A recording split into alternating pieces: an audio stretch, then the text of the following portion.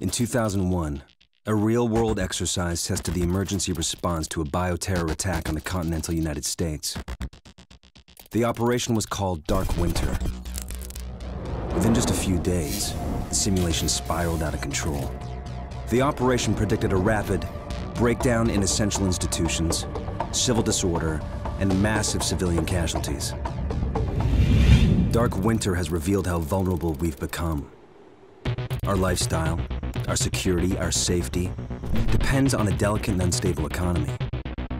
We've created a system so complicated that we no longer understand how to control it. Oil, power, shipping, transport. We live in a complex world. And the more complex it gets, the more fragile it becomes. The system is built on a global supply chain that gets things where they're needed, just in time. We've created a house of cards.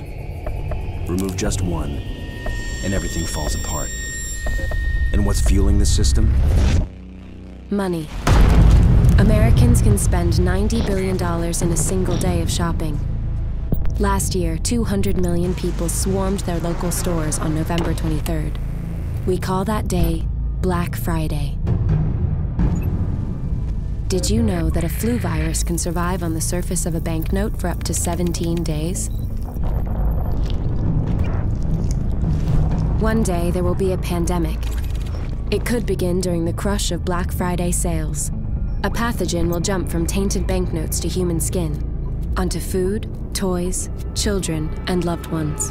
By the time patient zero feels the first sore throat, millions of people will already be infected. From this point, the breakdown will happen fast.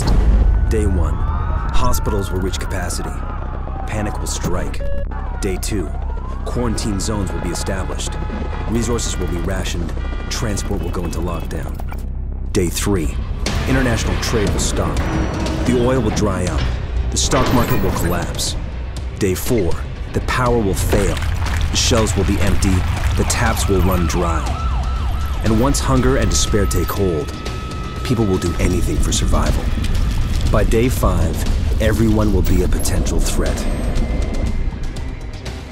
In 2007, a new presidential directive was signed quietly into law. This maps out the government's response to a crisis, a plan to cope with a real dark winter. It is known as Directive 51. There are rumors of shadow agencies, sleeper cells, covert agents, but nothing can be confirmed. Our complex world is primed for breakdown. And once the chaos strikes, there won't be resources to save us all. The only question left is, what will it take to save what remains?